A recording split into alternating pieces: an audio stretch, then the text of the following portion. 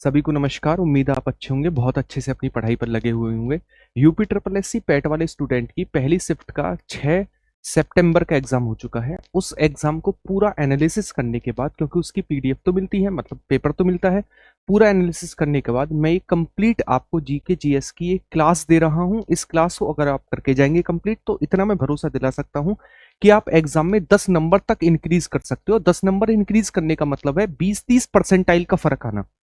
ठीक है, तो बड़े गौर से बस 15-20-25 मिनट की क्लास लूंगा। 200-250 क्वेश्चन धुआंधार तरीके से बस आपको सुनना है। टेलीग्राम की मैं लिंक दे दूंगा कमेंट बॉक्स में, उस पीडीएफ को वहां से रिवीजन कर लेना है, आपका काम खत्म हो जाएगा। ज्यादा दिमाग दौड़ा नहीं करनी है।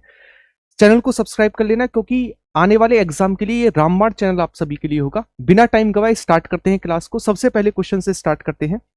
और पहला क्वेश्चन हम इकोनॉमिक्स, पॉलिटी, ज्योग्राफी सभी के क्वेश्चन शामिल किए गए, मतलब एक तरीके से मिक्स पार्ट है। जिस तरीके के क्वेश्चन एग्जाम में बने हैं उन्हीं तरीके का एक मिक्स पैटर्न लिया गया है। सबसे पहले स्टार्ट करते हैं। भारत में आर्थिक नियोजन का स्वरूप कैसा है? विकेंद्रीकरण, निर्देशात्मक, समाजवादी और पूंजीवादी, या फिर ये सभी? तो हमारे यहाँ आर्थिक नियोजन का जो स्वरूप है वो इन सभी प्रकार का स्वरूप है। वो विकेंद्रीकृत भी है, निर्देशात्मक भी है, समाजवादी और पूंजीवादी दोनों प्रकार का है। आप याद रखें, आंसर होगा ऑप्शन नंबर डी। अगला क्वेश्चन है, भारत में आर्थिक नियोजन के प्रमुख उद्देश्य रहे हैं। आर्थिक नियोजन के प्रमुख उद्देश्य क्या रहे हैं? आर्थिक समृद्धि एवं आत्मनिर्भरता, पूर्ण रोजगार के साथ आर्थिक असमानताओं में कमी, गरीबी उन्मूलन और तथा आधुनिकीकरण। ये सभी बिल्कुल सही बात है, ये सभी इसके उद्देश्य रहे हैं। अगला क्वेश्चन हमारे पास है, भारत में योजना से संबंधित सबसे पहला विचार प्रस्तुत करने का श्रेय किसे जाता है? तो सबसे पहला प्रस्तुत करने का विचार जो है एम विश्वेश्वरैया को जाता है। नेक्स्ट क्वेश्चन है, भारतीय योजना निर्माण के उद्देश्य हैं राष्ट्रीय आय में वृद्धि, आय और संपत्ति में असमानताओं को घटाना, निर्धनता उन्मूलन। ये सभी इसके उद्देश्य होते हैं किसके? नियोजन समिति के। चलिएगा नेक्स्ट आगे की ओर बढ़ते हैं। अगला, भारत में नियोजन की अवधारणा कब स्वीकार की गई? तो अवधारणा को लेकर बात करें, अवधारणा 1950 में स्वीकार की गई थी अवधारणा। ठीक है। अगला क्वेश्चन है, निम्नलिखित में से कौन सा एक संविधानोत्तर संस्थान है, मतलब संविधान में जिसका वर्णन नहीं है? वित्त आयोग, निर्वाचन आयोग, नीति आयोग, अंतरराष्ट्रीय परिषद। आप सभी को पता है नीति आयोग जो है एक हमारे पास संवैधानिक संस्थान नहीं है नीति आयोग। पंचवर्षीय योजना की ड्राफ्ट रूप रेखा का अनुमोदन कौन करता है? तो इसका अनुमोदन राष्ट्रीय विकास परिषद के द्वारा किया जाता है। अब तो पंचवर्षीय योजना खत्म होगी, पहले पूछा जाता था। पंचवर्षीय योजना का अंतिम स्वरूप कौन प्रस्तुत करता है? तो अंतिम स्वरूप राष्ट्रीय विकास परिषद के द्वारा प्रस्तुत किया जाता है। भारत में पंचवर्षीय योजना का अंतिम स्वरूप से अनुमोदन की जाती है, तो अभी मैंने आपको बताया राष्ट्रीय विकास परिषद। कौन सा? राष्ट्रीय विकास परिषद। पंचवर्षीय योजनाओं को अनुमोदित करने वाली उच्च संस्थान कौन सी है? वो राष्ट्रीय विकास परिषद है। ये क्वेश्चन बार बार अलग तरीके से पूछा जा रहा है। भारत में आर्थिक नियोजन कब प्रारंभ हुआ? तो आर्थिक नियोजन की स्टार्टिंग 1 अप्रैल 1951 से स्टार्ट हुई, जब पहली पंचवर्षीय योजना आती है।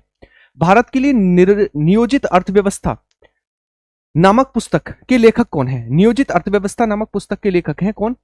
Shri M N Roy. Shri M N Roy जो है इसके लेखक है। क्लियर है? चलिएगा नेक्स्ट अगला क्वेश्चन लेते हैं।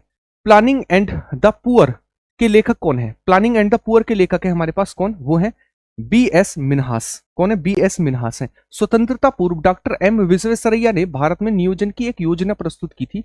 उनकी योजना कितने वर्षों की थी? तो उनकी योजना 10 वर्षों की थी। पंचवर्षीय योजना 5 वर्षों की होती है, इनकी 10 वर्षों की थी। राष्ट्रीय योजना समिति की स्थापना कब होती है? राष्ट्रीय योजना समिति की स्थापना 1938 में होती है, और ड्राफ्ट तैयार किया गया था जवाहरलाल नेहरू और सुभाष चंद्र बोस जी के द्वारा। राष्ट्रीय योजना समिति के अध्यक्ष पद पर किसे नियुक्त किया गया था? तो जवाहरलाल नेहरू जी को नियुक्त किया गया था इस पद पर।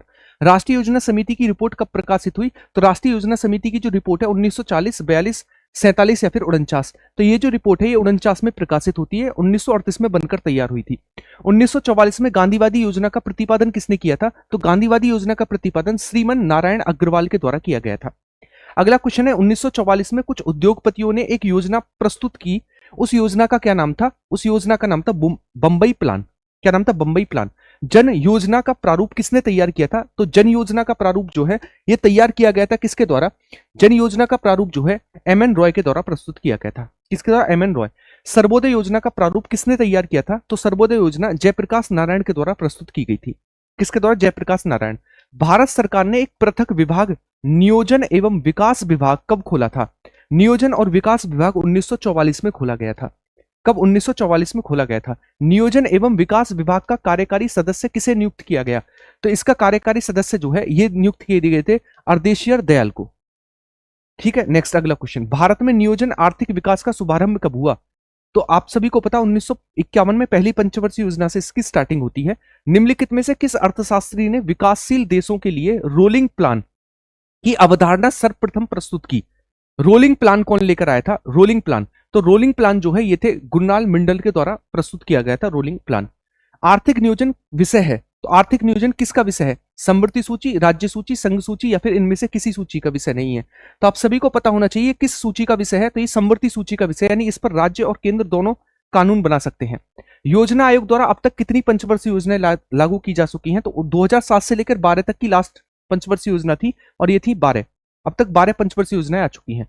योजना आयोग द्वारा अब तक कितनी वार्षिक योजनाएं बनाई जा चुकी हैं? योजना आयोग के द्वारा अब तक कितनी वार्षिक योजनाएं बनाई जा चुकी हैं? तो योजना आयोग के द्वारा अब तक 7 वार्षिक योजनाएं बनाई जा चुकी हैं। अगला एक एक साल की है ना, एक एक साल की, जैसे 1966 से लेकर 69 रोलिंग प्लान, इस तरीके से 7 आ चुकी हैं एक एक साल की। निम्नलिखित में से कौन सा सुमेलित नहीं है? देखो प्रथम पंचवर्षीय योजना बिल्कुल सही बात है, 51 से 56। दूसरी छठी जो है 80 से 85। 10वीं जो है 2002 से 7 तक, बिल्कुल ठीक बात है। लेकिन तीसरी जो है ना 1961 से लेकर 66 तक थी और 66 से लेकर 69 तक क्या आया था? ब्रेक आया था। नेक्स्ट अगला क्वेश्चन लेते हैं। अनवरत योजना किस अवधि में लाई गई? अनवरत योजना, तो अनवरत योजना जो 1980 अनवरत योजना की स्टार्टिंग जो है वो कब की गई थी? तो अनवरत योजना जो है ये लाई गई थी कब? ये लाई गई थी 1978 से लेकर और 83 के बीच अनवरत योजना। भारत में योजना के आरंभ से किसी भी पंचवर्षीय योजना में अनाच्छादित कुछ वर्षों की संख्या है ना? अब तक कितने वर्षों की ऐसी ब्रेक आ चुका है अब तक? तो मैंने आपको बताया था अब तक कितना ऐसा ब्रेक आ चुका है ना, जिसमें पंचवर्षीय योजना ही नहीं रही थी, जिसमें रही नहीं थी। 7 ऐसे ब्रेक आए थे, 6 ऐसे ब्रेक आए थे, 6। भारत में योजना अवकाश था, कौन सा योजना अवकाश था? तो आप याद रखेंगे योजना अवकाश था कब, ये इसका आंसर आप मुझे कमेंट बॉक्स में करना, बहुत इजी क्वेश्चन है। योजना अवकाश कब आया था? निम्नलिखित में से कौन सा सही है? कौन सा सही है आपको बताना है। प्रथम पंचवर्षीय योजना कृषि पर प्राथमिकता, बिल्कुल सही बात है। चौथी स्थिरता के साथ विकास एवं आत्मनिर्भरता, बिल्कुल सही बात है। 5वीं पंचवर्षीय योजना न्यूनतम आवश्यकता कार्यक्रम, बिल्कुल ठीक बात है, यानी आंसर होगा ऑप्शन नंबर डी, ये सभी सही है ना। अगला क्वेश्चन लेते हैं। किस पंचवर्षीय योजना के दौरान आर्थिक समृद्धि दर का लक्ष्य अधिक नहीं हुआ, मतलब जो रखा गया था उससे अधिक नहीं पहुंच पाई? कौन सी थी पंचवर्षीय योजना? प्रथम, द्वितीय, 5वीं या फिर 6ठी? तो ये कौन सी पंचवर्षीय योजना थी जिसमें लक्ष्य जो है ना वो ज्यादा नहीं पहुंच पाया? तो लक्ष्य ज्यादा नहीं पहुंचा था सेकंड पंचवर्षीय योजना में, और इसमें उद्योगों पर बल दिया गया था। अब आपको ये मिलान करना है कौन सा सही सुमेलित है, कौन सा सही सुमेलित है आपको बताना है। देखो प्रथम पंचवर्षीय योजना जो थी वो थी हमारे पास किस पर? प्रथम पंचवर्षीय योजना, प्रथम योजना जो थी वो थी सामुदायिक, प्रथम जो थी हमारे पास वो किस पर थी? वो थी हमारे पास सामुदायिक विकास पर। किस पर थी? सामुदायिक विकास पर। सेकंड जो थी वो थी तीव्र औद्योगिकरण, कौन सी थी? तीव्र औद्योगिकरण। तृतीय पंचवर्षीय योजना जो थी वो थी हमारे पास आधारभूत उद्योगों का प्रसार, है ना, चलिएगा। चौथी जो थी हमारे पास वो किस पर आधारित थी? वो थी हमारे पास चतुर्थ, वो थी स्वावलंबन की प्राप्ति एवं स्थिरता के साथ विकास। अगर मैं बात करूं पंचम पंचवर्षीय योजना जो थी वो थी न्यूनतम आवश्यकता कार्यक्रम, ठीक है। तो ये सही मिलेगा हमारे पास ऑप्शन नंबर डी, 2, 1, 3, 5, 4। अगला है हमारे पास प्रथम पंचवर्षीय योजना में किस क्षेत्र पर बल दिया गया था? तो प्रथम में कृषि पर और सेकंड में उद्योगों पर बल दिया गया था। नेक्स्ट, प्रथम पंचवर्षीय योजना किस मॉडल पर आधारित थी? तो ये था हमारे पास कौन सा मॉडल? फर्स्ट को लेकर बात करूं ना, फर्स्ट को, ये थी हमारे पास हेराल्ड डोमर मॉडल पर आधारित। अगला क्वेश्चन है भारत में औद्योगिकरण, तो मैंने आपको बताया उद्योगों से संबंधित सेकंड पंचवर्षीय योजना थी। द्वितीय पंचवर्षीय योजना का प्रारूप किसने तैयार किया था? तो सेकंड था पीसी महानलोबिस। अगला क्वेश्चन है खादी एवं ग्राम उद्योग, उद्योग से संबंधित हमारे पास सेकंड पंचवर्षीय योजना, उद्योगों से संबंधित सेकंड पंचवर्षीय योजना। उद्योगों के विकास तथा औद्योगिकरण सेकंड पंचवर्षीय योजना, उद्योगों से संबंधित सेकंड। दूसरी पंचवर्षीय योजना में किसको प्राथमिकता दी गई? भारी उद्योगों पर प्राथमिकता दी गई। किस पर? भारी उद्योगों पर। भारत में कौन सी पंचवर्षीय योजना सोवियत संघ के 1928 के फोल्डमैन योजना का अनुसरण करके तैयार की गई थी? तो ये सेकंड ही थी हमारे पास, जिसमें उद्योगों पर बल दिया गया था। किस पंचवर्षीय योजना के दौरान देश में 3 लोह इस्पात संयंत्र स्थापित हुए? सेकंड, दुर्गापुर, राउरकेला और भिलाई। नेक्स्ट, द्वितीय पंचवर्षीय योजना अवधि में स्थापित 3 लोह इस्पात संयंत्र में से कौन सा नहीं है? दुर्गापुर, भिलाई और राउरकेला। इसमें से बोकारो नहीं था, झारखंड का। अगला है सेकंड पंचवर्षीय योजना में सर्वाधिक बल दिया गया था, मैंने आपको बताया उद्योगों पर सर्वाधिक बल दिया गया था। सेकंड पंचवर्षीय योजना का मुख्य उद्देश्य क्या था? तो मुख्य उद्देश्य इनमें से क्या होगा? जिसमें हमारे पास उद्योग आ रहे हो, तो उद्योग हमारे पास इसमें अर्थव्यवस्था को स्वतः विकास की गति प्रदान करने हेतु एक प्रबल प्रयास करना, क्योंकि उद्योगों की स्थापना की गई थी। ठीक है, भारत सहायता क्लब की स्थापना किस पंचवर्षीय योजना के दौरान की गई थी? भारत सहायता क्लब की स्थापना जो है किस पंचवर्षीय योजना के समय तैयार की गई थी? तो इसकी स्टार्टिंग जो है सेकंड पंचवर्षीय योजना के समय की गई थी। अगला क्वेश्चन लेते हैं, पंचवर्षीय योजना के इतिहास में भारत की सर्वाधिक असफल योजना किसे माना जाता है? तो सबसे असफल योजना जो है थर्ड माना जाता है। इसी समय पर चाइना वाइना वॉर हुआ था, इस वजह से इसे असफल माना जाता है। विटामिन ए का रासायनिक नाम क्या होता है? विटामिन ए क्या होता है हमारे पास? विटामिन ए होता है रेटिनॉल, और इससे कौन सा रोग होता है? रतौंधी रोग होता है। विटामिन बी1 का नाम क्या होता है? विटामिन बी1, तो बी1 होता है हमारे पास थायमिन। अगला है विटामिन बी2 का क्या नाम होता है? बी2, बी2 होता है राइबोफ्लेविन। क्या होता है? राइबोफ्लेविन बी2 होता है। विटामिन बी5 क्या होता है? पेंटाथोनिक एसिड होता है vitamin B5, pantothenic acid. Vitamin B6 क्या होता है? विटामिन बी6 होता है पैराडॉक्सिन। क्या होता है? पैराडॉक्सिन होता है। विटामिन बी7 क्या होता है? बी7 होता है बायोटिन। बी7 क्या होता है? बी7 होता है बायोटिन। बी9 क्या होता है हमारे पास? बी9 होता है हमारे पास फॉलिक एसिड। क्या होता है? फॉलिक एसिड होता है। विटामिन बी12 क्या होता है हमारे पास? साइनोकोबालमाइन। इससे हमें पास एनीमिया रोग होता है, रक्त की कमी होती है। विटामिन के जो है ये रक्त का थक्का बनाने में सहायता करता है। विटामिन सी कौन सा होता है? एस्कॉर्बिक एसिड होता है विटामिन सी। विटामिन ई क्या होता है हमारे पास? टोकोफेरॉल होता है, और इससे कहते हैं ब्यूटी विटामिन, है ना, नपुंसकता इसी की कमी से आती है। विटामिन के क्या काम करता है? तो विटामिन के होता है हमारे पास कैल्शियम। विटामिन के जो होता है ये होता है विटामिन के फाइलोक्यूनोन होता है, और इससे हमारे पास क्या रक्त का थक्का जमता है ना, रक्त का थक्का जमाने में सहायता करता है। निम्न में से कौन सी विटामिन ए का प्रमुख स्रोत है? तो इन सभी में से सबसे प्रमुख स्रोत है गाजर। गाजर विटामिन ए का सबसे अच्छा स्रोत है। विटामिन ए की कमी से कौन सा रोग होता है? इसे कहते हैं रात में ना दिखना, यानी रतौंधी रोग इसे कहते हैं। रक्ताल्पता होता है विटामिन बी12। रिकेट्स होता है विटामिन डी की कमी से। स्कर्वी होता है विटामिन सी की कमी से। अगला क्वेश्चन है, विटामिन सी की कमी मतलब विटामिन सी किस में पाया जाता है? तो खट्टे फलों में, इनमें सबसे खट्टा है नींबू। नींबू में विटामिन सी होता है। विटामिन ए की कमी से कौन सा रोग होता है? तो विटामिन ए की कमी से होता है हमारे पास कौन सा? रात में न दिखना, यानी रतौंधी रोग होता है। विटामिन डी का प्रमुख स्रोत क्या है? तो विटामिन डी हमारे शरीर में बनता सूरज की रोशनी से। किससे? सूरज की रोशनी से बनता है। विटामिन के किसके निर्माण में सहायता करता है? तो विटामिन के हमारे रक्त का थक्का बनाता है, रक्त जमाव में सहायता करता है। किसमें? रक्त जमाव में।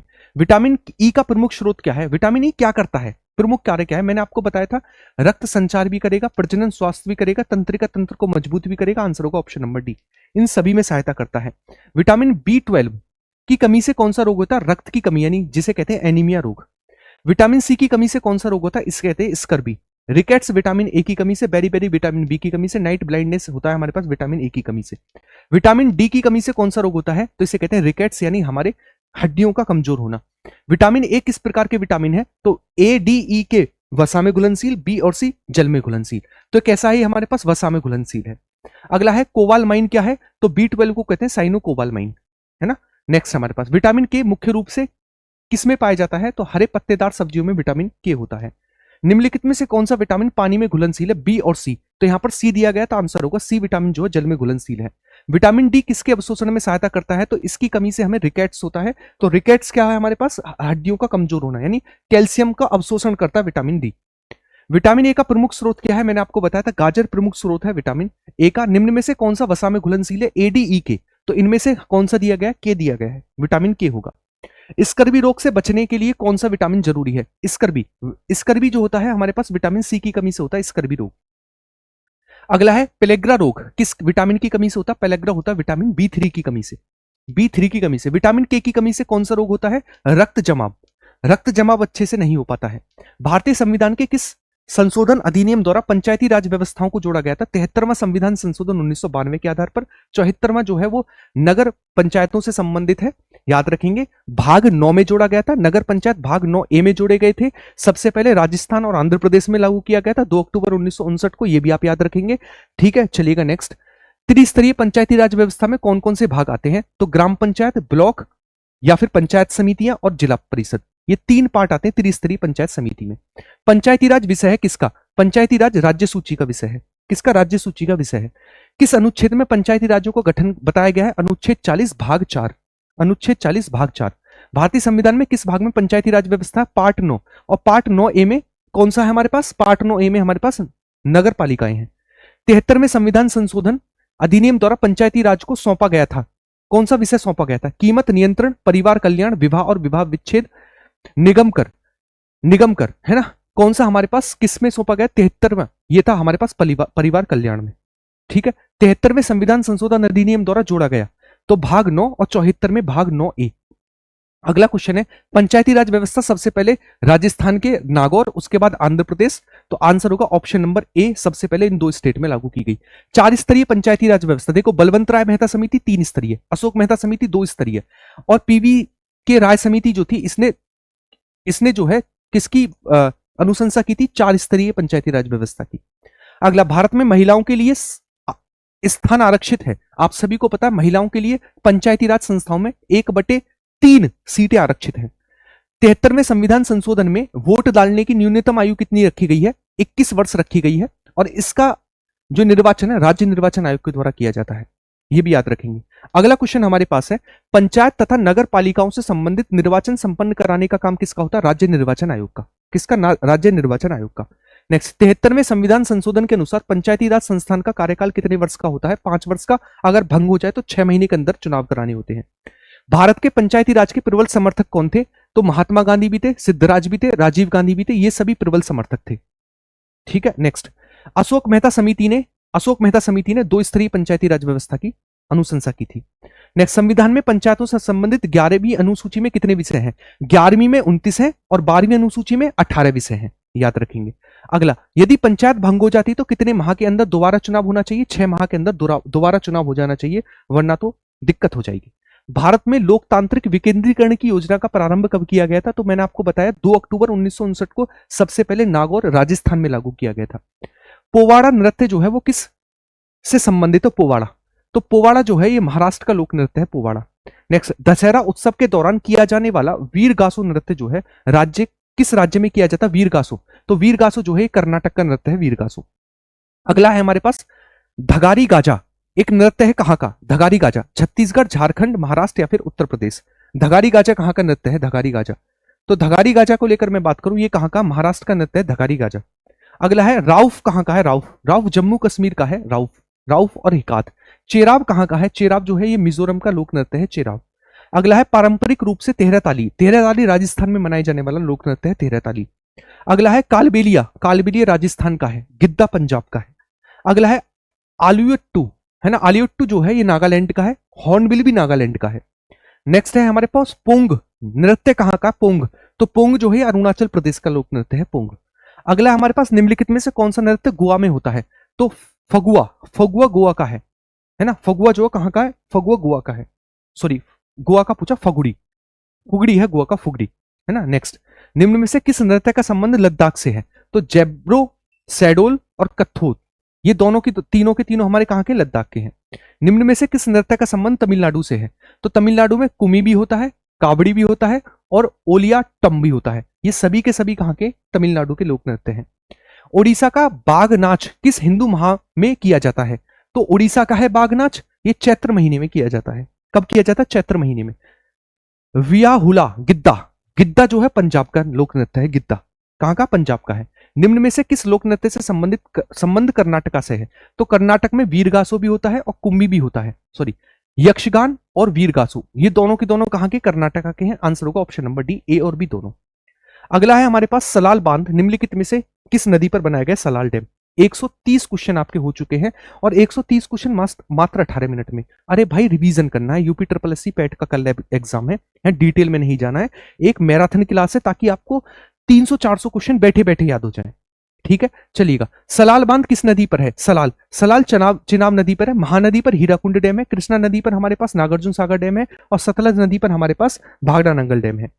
टिहरी बांध अलकनंदा और भागीरथी नदियों के संगम पर, सॉरी टिहरी बांध जो भागीरथी और भीलंगाना नदियों के संगम पर टिहरी डैम है। सरदार सरोवर डैम जो है गुजरात में है और नर्मदा नदी पर सरदार सरोवर डैम है गुजरात में। रावी नदी पर कौन सा बांध बनाया गया था? रावी नदी पर देश का सबसे ऊंचा बांध है जिसका नाम है रणजीत सागर बांध, रावी नदी पर। गिरना परियोजना महाराष्ट्र में है और किस नदी पर है? गोदावरी नदी पर है, महाराष्ट्र में गिरना परियोजना। मुल्ला पेरियार बांध किन 2 स्टेट के बीच विवादित है? तो मुल्ला पेरियार बांध जो है तमिलनाडु और केरल के बीच विवादित है, केरल और तमिलनाडु के बीच विवादित है मुल्ला पेरियार डैम। अगला है नागार्जुन सागर डैम, आंध्र प्रदेश में कृष्णा नदी पर है नागार्जुन सागर डैम। अगला है भारत का सबसे लंबा डैम कौन सा है, तो इसका नाम है हमारे पास हीराकुंड डैम, जो कि उड़ीसा में महानदी पर है, हीराकुंड डैम। पोंग बांध किस नदी पर बनाया गया है, तो पोंग बांध जो व्यास नदी पर है, याद रखेंगे, पोंग बांध हिमाचल प्रदेश में व्यास नदी पर। अलमाटी डैम कहां पर है, अलमाटी डैम कर्नाटका में है, और किस नदी पर है, तुंगभद्रा या फिर कृष्णा नदी पर है अलमाटी डैम। नेक्स्ट, निम्न में से कौन सा जोड़ा सही नहीं है, मेट्टू डैम कावेरी नदी पर है, भागड़ानगर डैम सतलज नदी पर है, हीराकुंड डैम महानदी पर है, टिहरी डैम भागीरथी और भीलंगना नदियों के संगम पर है, ये गलत होगा। नेक्स्ट, हीराकुंड डैम महानदी पर उड़ीसा में है, हीराकुंड डैम भारत का सबसे लंबा डैम। विश्व का सबसे ऊंचा गुरुत्वीय डैम भागड़ानंगल डैम है, सतलज नदी पर कहां पर है, सतलज नदी पर है और हिमाचल प्रदेश में है। मानसरोवर झील कहां पर है, आप सभी को पता, मानसरोवर झील तिब्बत में है, जहां से हमारे पास दो नदियां निकलती हैं, कौन कौन सी, ब्रह्मपुत्र और सिंधु, दो नदियां निकलती हैं यहीं से।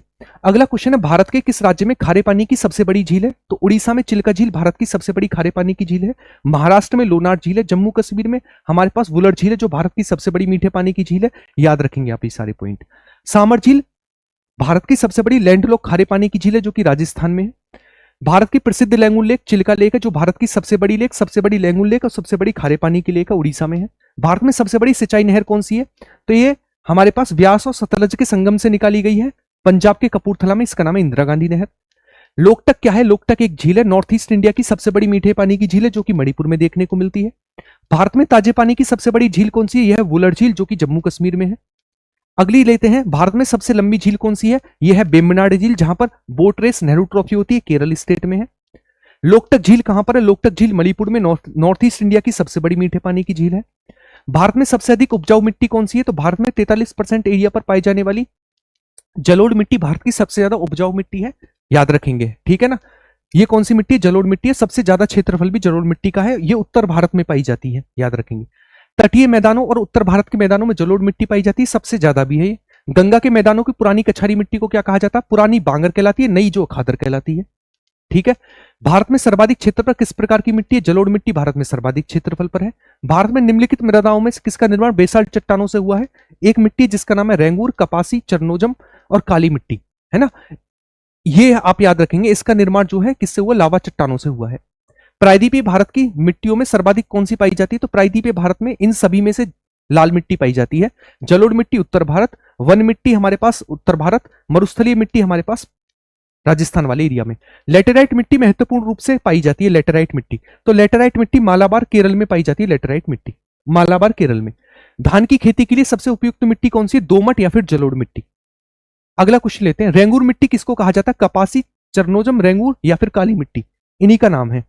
निम्न में से किस राज्य में लेटेराइट मिट्टी पाई जाती है, तो सर्वाधिक लेटेराइट मिट्टी जो है ये केरल में पाई जाती है, महाराष्ट्र में काली मिट्टी, राजस्थान में मरुस्थलीय मिट्टी पाई जाती है और उत्तर प्रदेश में जलोढ़ मिट्टी पाई जाती है। अगला, रेंगूर मिट्टी कहां पर पाई जाती है, रेंगूर मतलब काली, और काली सर्वाधिक कहां पर है, महाराष्ट्र में पाई जाती है, काली मिट्टी सर्वाधिक कहां पर, महाराष्ट्र में। रेंगूर मिट्टी का दूसरा नाम क्या है, रेंगूर मिट्टी को ही कहा जाता है काली मिट्टी या फिर कपासी मिट्टी। अगला क्वेश्चन है, किस मिट्टी में सर्वाधिक कार्बनिक पदार्थों की अधिकता होती है, तो काली मिट्टी में सर्वाधिक कार्बनिक पदार्थ होते हैं, काली मिट्टी में। किस मिट्टी में आयरन व सिलिका सबसे अधिक होता है, तो आयरन और सिलिका जो है लेटेराइट मिट्टी में सर्वाधिक होता है, आयरन और सिलिका। अगला लेते हैं, नेक्स्ट आगे की ओर बढ़ते हैं, अगले क्वेश्चन की ओर बढ़ते हैं। अब थोड़ा हिस्ट्री के क्वेश्चन देखते हैं जो हमसे पूछे गए हैं, है ना, थोड़ा सा हिस्ट्री के क्वेश्चन की ओर बढ़ते हैं जो हमसे पूछे गए हैं। अगर मैं बात करूं, वह कौन सी पहली प्राचीन सभ्यता थी जिसमें व्यवस्थित नगर नियोजन और भूमिगत जल निकास प्रणाली थी, आप सभी को पता है इसका नाम था सिंधु घाटी सभ्यता, है ना, सिंधु घाटी सभ्यता थी, ठीक है। चलिए नेक्स्ट अगले क्वेश्चन की ओर बढ़ते हैं। अगला क्वेश्चन ये रहा, सिंधु घाटी सभ्यता एक है, तो सिंधु घाटी सभ्यता एक कांस्ययुगीन सभ्यता है, क्योंकि सबसे पहले इन लोगों ने कांसे का यूज करना स्टार्ट किया था। निम्नलिखित में से कौन सी सिंधु घाटी सभ्यता के खोजकर्ता थे, तो आप सभी को पता है दयाराम साहनी खोजकर्ता माने जाते हैं सिंधु घाटी सभ्यता के, 1921 में की गई थी। हड़प्पा सभ्यता किस युग की सभ्यता है, तो आप सभी को पता है कांस्ययुगीन सभ्यता कहा जाता है हड़प्पा सभ्यता को, कांस्ययुगीन सभ्यता। हड़प्पा सभ्यता की खोज कब की गई थी, दयाराम साहनी के द्वारा 1921 में की गई थी, याद रखेंगे। नेक्स्ट, निम्नलिखित में से हड़प्पा सभ्यता का सर्वाधिक खोज, सबसे पहले खोजकर्ता कौन थे, दयाराम साहनी थे। अगला देखते हैं, भारतीय पुरातत्व सर्वेक्षण के पहले महानिदेशक कौन थे, इनका नाम था क्या, इनका नाम था अलेक्जेंडर कनिंघम। क्या नाम था, अलेक्जेंडर कनिंघम। निम्नलिखित में से कौन हड़प्पा संस्कृति के अध्ययन के साथ संबंधित नहीं थे, तो इनमें से कौन नहीं थे, चार्ल्स मेसन, कनिंघम, व्हीलर या फिर पीसी वत्स, व्हीलर इससे संबंधित नहीं थे। अगला लेते हैं नेक्स्ट, सिंधु घाटी सभ्यता के निम्नलिखित स्थानों में से कौन सा एक स्थान रावी नदी के किनारे स्थित था, चन्हूदड़ो, हड़प्पा, लोथल या फिर मोहनजोदड़ो? आप इसका आंसर मुझे करेंगे होमवर्क में। मैं आपको दो ऑप्शन हटा देता हूं, हड़प्पा और लोथल तो नहीं थे, चलिए सॉरी, चन्हूदड़ो और लोथल तो नहीं थे। इसका आंसर आप मुझे बताएंगे कौन से थे इन दोनों में से। निम्नलिखित में से किस भारतीय राज्य में हड़प्पा नगर नहीं पाए गए? हड़प्पा सभ्यता के नगर नहीं पाए गए, तो उत्तराखंड में कोई भी जगह नहीं है, बाकी गुजरात में सर्वाधिक स्थल है। मोहनजोदड़ो निम्नलिखित में से किससे संबंधित है? तो आप सभी को पता है सिंधु घाटी सभ्यता का स्थल है मोहनजोदड़ो। नेक्स्ट, हड़प्पा सभ्यता का मोहनजोदड़ो स्थल किस नदी के तट पर था? मोहनजोदड़ो मोहनजोदड़ो रावी नदी के तट पर था, सॉरी मोहनजोदड़ो सिंधु नदी के तट पर था मोहनजोदड़ो। ठीक है, नेक्स्ट आगे की ओर बढ़ते हैं। अगला, मोहनजोदड़ो का स्थानीय नाम क्या है? इसे कहा जाता है मृतकों का टीला, मृतकों का टीला। मोहनजोदड़ो में सबसे बड़ी इमारत कौन सी है? सबसे बड़ी इमारत कौन सी है? तो ये कौन सी थी? सबसे बड़ी इमारत कहा जाता है अनानागार को, अनानागार को कहा जाता है। सिंधु घाटी सभ्यता के निम्नलिखित में से किस स्थान में द ग्रेट बाथ, विशाल स्नानागार मिला है? तो विशाल स्नानागार मोहनजोदड़ो से मिला है। मोहनजोदड़ो के विशाल स्नानागार की आकृति कैसी थी? तो आकृति थी इसकी कैसी थी? आयताकार आकृति थी इसकी, आयताकार। नेक्स्ट, अगला लेते हैं वैदिक काल। ऋग्वेद में सबसे प्रमुख देवता किसको माना गया है? 250 बार उल्लेख है, इंद्र को माना गया है। अगला, निम्नलिखित में से कौन सा वेद त्रयी का भाग नहीं है? शुरुआत के 3 वेद, अथर्ववेद इसमें नहीं आता है, अथर्ववेद इसमें नहीं आता, 3 वेद आते हैं शुरुआत के। किस वेद में जादू टोना टोटका देखने को मिलता है? अथर्ववेद में जादू टोना टोटका। कौन सा वेद प्राचीनतम है? तो ऋग्वेद प्राचीनतम है। युद्ध हवन कर्मकांड यजुर्वेद में, सामवेद संगीत के लिए, अथर्ववेद जादू टोना टोटका। नेक्स्ट, नचिकेता यम संवाद जो है ये किसमें देखने को मिलता है? नचिकेता यम संवाद जो है ये हमें किसमें देखने को मिलता है आपको बताना है। कंठोपनिषद में, छांदोग्य उपनिषद में। तो ये कहां पर है? ये कंठोपनिषद में है। कहां पर है? कंठ उपनिषद में देखने को मिलता है। चलिएगा नेक्स्ट आगे की ओर बढ़ते हैं। अगला क्वेश्चन, अगला क्वेश्चन लेते हैं भाई। अगला क्वेश्चन हमारे पास है, ये रहा। आपके 200 क्वेश्चन कंप्लीट हो चुके हैं भाई।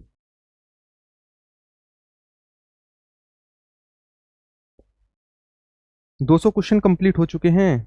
नेक्स्ट आगे की ओर बढ़ते हैं। अगला, निम्न में से कौन उपवेद नहीं है? देखो, कौन उपवेद, किसका उपवेद नहीं आपसे पूछा? शिल्पवेद, आयुर्वेद, यजुर्वेद, गंधर्ववेद। देखो यजुर्वेद जो है ना, यजुर्वेद ये वेद है ना कि उपवेद है ना? वेद है ना कि उपवेद है। नेक्स्ट, किस वेद में रुद्र शब्द का प्रारंभिक उल्लेख मिलता है? रुद्र शब्द का। तो अगर मैं रुद्र शब्द को लेकर बात करूं तो रुद्र शब्द का उल्लेख जो है ये हमें ऋग्वेद में देखने को मिलता है। नेक्स्ट आगे की ओर बढ़ते हैं। अगला, अगला क्वेश्चन हमारी स्क्रीन पर ये रहा। आपको बताना है इसका आंसर क्या होगा। उपनिषद किस विषय से संबंधित होते हैं? तो दर्शन से संबंधित होते हैं उपनिषद। नेक्स्ट, ऋग्वेद में प्रयुक्त अगन्या, अगन्या किसके लिए यूज हुआ है? अगन्या गाय के लिए यूज हुआ है अगन्या। किस उपनिषद का शाब्दिक अर्थ है सफेद घोड़ा? है ना, किसका शाब्दिक अर्थ होता है सफेद घोड़ा? तो सफेद घोड़ा जो है वो किसका होता है? तो सफेद घोड़ा होता है हमारे पास किसका? तैतरीय उपनिषद का। किसका होता है? तैतरीय उपनिषद का होता है सामान्य, सॉरी तैतरीय नहीं, इसका होगा शाब्दिक अर्थ सफेद घोड़ा होता है। इसमें आंसर ही नहीं दिया है, इनमें से कोई नहीं होगा, इनमें से कोई सा भी नहीं होगा। तमसोमा ज्योतिर्गमय जो है ये कहां से लिया गया? तमसोमा ज्योतिर्गमय, तो ये लिया गया उपनिषदों से। तमसोमा ज्योतिर्गमय। भारतीय संस्कृति में रित का अर्थ क्या है? रित, रित किसके लिए यूज हुआ है? रित, तो रित हुआ है प्राकृतिक नियमों के लिए। रित किसके लिए? प्राकृतिक नियमों के लिए हुआ रित। कौन सा वेद धार्मिक अनुष्ठानों से संबंधित है? धार्मिक अनुष्ठानों से कौन सा वेद संबंधित है? तो ये हमारे पास कौन सा? यजुर्वेद, धार्मिक अनुष्ठानों से संबंधित है। नेक्स्ट, गौतम बुद्ध का वास्तविक नाम क्या था? तो इनका नाम था सिद्धार्थ, है ना? कपिल वस्तु में इनका जन्म हुआ था। बुद्ध किस वंश से थे? तो ये थे शाक्य वंश से। और जात्रिक से कौन थे? वो थे महावीर स्वामी। नेक्स्ट, बुद्ध डैश नामक एक छोटे से गण से थे, तो ये कहां से थे? शाक्य गणराज्य के राजा शुद्धोधना के पुत्र थे। गौतम बुद्ध का गुरु कौन थे? तो गौतम बुद्ध के गुरु थे अलार कलाम। नेक्स्ट, भगवान बुद्ध द्वारा गृह त्याग की घटना को क्या कहा जाता है? महाविष्क्रमण कहा जाता है। क्या? महाविष्क्रमण। बुद्ध का अर्थ क्या होता है? तो बुद्ध का अर्थ जो होता है वो होता है ज्ञान प्राप्त, ज्ञान प्राप्त। बुद्ध ने डैश में एक पीपल वृक्ष के नीचे कहां पर ज्ञान की प्राप्ति की थी? बुद्ध गया में, है ना? बौद्ध गया में ज्ञान की प्राप्ति की थी। 4 महान सत्य की अवधारणा कहां पर देखने को मिलती है? 4 महान सत्य देखने को मिलते बौद्ध धर्म में। कहां पर? बौद्ध धर्म में। निम्न में से किस स्तर पर महात्मा बुद्ध ने 4 महान सत्य पर अपना प्रथम उपदेश दिया था? पहला उपदेश जो है इन्होंने सारनाथ में दिया था। कहां पर? सारनाथ में। इच्छा सब कष्टों का कारण है, इसका प्रचार करने वाला धर्म कौन सा है? तो इसका प्रचार करने वाला धर्म है बौद्ध धर्म। नेक्स्ट, बौद्ध धर्म निम्नलिखित में से किन मतों पर विश्वास करता है? किन मतों पर जो है बौद्ध धर्म विश्वास करता है? आपको बताना है। बौद्ध धर्म जो है वो किन मतों पर विश्वास करता है? तो बौद्ध धर्म जो है वो संसार दुखों से भरा है, इस पर करता है। लोग अपनी इच्छाओं के कारण दुख भोगते हैं, इस पर करता है। इच्छाओं पर नियंत्रण कर लिया जाए तो निर्वाण प्राप्त हो जाए, इस पर भी विश्वास करता है। यानी 1 2 3। और ईश्वर और आत्मा के अस्तित्व को स्वीकार करना चाहिए, नहीं, 1 2 3 तीनों पर विश्वास करता है। अगला, भारत के किस बौद्ध स्तर पर गौतम बुद्ध ने सबसे पहले धर्म का प्रचार किया? तो आप सभी को पता, सारनाथ में सबसे पहला उपदेश दिया, सारनाथ में। अगला क्वेश्चन है, गौतम बुद्ध ने अपना पहला उपदेश कहां पर दिया? सारनाथ में अपना सबसे पहला उपदेश गौतम बुद्ध के द्वारा दिया गया। बुद्ध ने उपदेश किस भाषा में दिए? तो बुद्ध ने उपदेश पाली भाषा में दिए। नेक्स्ट, किस भाषा का ज्यादा प्रयोग बौद्धवाद के प्रचार के लिए हुआ है? तो पाली भाषा का बहुत ज्यादा प्रचार हुआ है। नेक्स्ट, बुद्ध धम्म और संघ मिलाकर कहलाते हैं, इन्हें क्या कहते हैं? इन्हें कहते हैं बौद्ध धर्म के त्रिरत्न। क्या कहते हैं? त्रिरत्न कहा जाता है। बौद्ध धर्म के त्रिरत्न में शामिल नहीं है। कौन बौद्ध धर्म के त्रिरत्न में? बुद्ध धम्म गच्छ, बुद्ध मध्यम मार्ग, संघ, धम्म, बुद्ध। मध्यम मार्ग नहीं है। चलिएगा, ये हुए हमारे पास 230 क्वेश्चन। नेक्स्ट आगे की ओर बढ़ते हैं। अगली बहुत धुआंधार तरीके से प्रैक्टिस चल रही है, सोच के रखना, बिना टाइम गवाए धुआंधार तरीके से स्टार्ट कर रहे हैं। भारतीय राष्ट्रीय कांग्रेस का प्रथम अधिवेशन कहां पर हुआ था? तो भारतीय राष्ट्रीय कांग्रेस का प्रथम अधिवेशन जो है वो बॉम्बे में हुआ था। डब्ल्यू.सी. बनर्जी ने अध्यक्षता की थी, 72 लोगों ने भाग लिया था। लाहौर अधिवेशन की अध्यक्षता जवाहरलाल नेहरू ने 1929 में रावी नदी के तट पर की थी। पूर्ण स्वराज्य की मांग की गई थी। भारतीय राष्ट्रीय कांग्रेस के पहले अधिवेशन की अध्यक्षता किसने की थी? तो पहले अधिवेशन की अध्यक्षता डब्ल्यू.सी. बनर्जी के द्वारा की गई थी, याद रखेंगे। भारतीय राष्ट्रीय कांग्रेस के इनमें से किस अधिवेशन में पहली बार राष्ट्रगान गाया गया था? तो राष्ट्रगान जो है कब गाया गया था? 1911 के कलकत्ता अधिवेशन में राष्ट्रगान गाया गया था। निम्नलिखित में से किस वर्ष 1938-39 में भारतीय राष्ट्रीय कांग्रेस के अध्यक्ष के रूप में निर्वाचित हुए थे? तो ये कौन थे? सुभाष चंद्र बोस निर्वाचित हुए थे। भारतीय राष्ट्रीय कांग्रेस की पहली महिला अध्यक्ष कौन थी? तो पहली महिला अध्यक्ष जो थी वो थी सरोजिनी नायडू। पहली भारतीय राष्ट्रीय कांग्रेस की पहली महिला, तो पहली महिला एनी बेसेंट और पहली भारतीय महिला थी सरोजिनी नायडू। ठीक है, नेक्स्ट अगले, कांग्रेस के किस अधिवेशन में महात्मा गांधी ने अन्य नेताओं को खिलाफत आंदोलन के साथ स्वराज्य के समर्थन में असहयोग आंदोलन चलाने के लिए राजी किया था? यह था नागपुर अधिवेशन। अगला है, सुभाष चंद्र बोस ने 1939 में किसको हराया था? ये थे पट्टाभी सीतारामैया को हराकर बने थे। नेक्स्ट, कांग्रेस पार्टी ने 26 जनवरी 1930 को डैश के तौर पर मनाया, इसको स्वतंत्रता दिवस के रूप में मनाया था। नेक्स्ट, महात्मा गांधी ने पहली और अंतिम बार भारतीय राष्ट्रीय कांग्रेस की अध्यक्षता कहां पर की थी? ये तो बेलगांव अधिवेशन। कौन सा था? बेलगांव अधिवेशन 1924। वर्ष 1937 में पहली बार किसी गांव में कांग्रेस का अधिवेशन हुआ था, यह था फैजपुर। कौन सा था? फैजपुर। निम्नलिखित में से किसने कभी अध्यक्ष के रूप में भारतीय राष्ट्रीय कांग्रेस की अध्यक्षता नहीं की? यह आपको बताना है। कौन थे वो जिन्होंने अध्यक्षता नहीं की? वो थे डॉक्टर बी आर अम्बेडकर। भारतीय राष्ट्रीय कांग्रेस के पहले मुस्लिम अध्यक्ष कौन थे? वो थे बदरुद्दीन तैयब। नेक्स्ट, 1939 में इंडियन नेशनल कांग्रेस छोड़ने के बाद सुभाष चंद्र बोस ने किसकी स्थापना की? ये था फॉरवर्ड ब्लॉक 1939। नेक्स्ट, कांग्रेस अधिवेशन में वंदे मातरम किसकी अध्यक्षता में गाया गया था? तो ये थे कौन? कांग्रेस अधिवेशन में वंदे मातरम गाने वाली पहली मुस्लिम महिला का नाम क्या था? रजिया सुल्ताना, असगरी बेगम, बजरत महल, रेहानी तैयब जी। ये कौन थे? रेहानी तैयब जी। नेक्स्ट, इसका आंसर आप मुझे कमेंट बॉक्स में करेंगे। ये आपके होते हैं लगभग 250 क्वेश्चन कंप्लीट। ठीक है, अगर आप इस वीडियो को शेयर करोगे, इस वीडियो में कमेंट करोगे कि आपको ऐसे ही 250-300 क्वेश्चन की वीडियो करंट अफेयर की भी चाहिए, तो मैं आपको शाम को डाल दूंगा। दूसरा, मुझे बताएंगे क्या 33 मिनट में 250 क्वेश्चन संभव थे?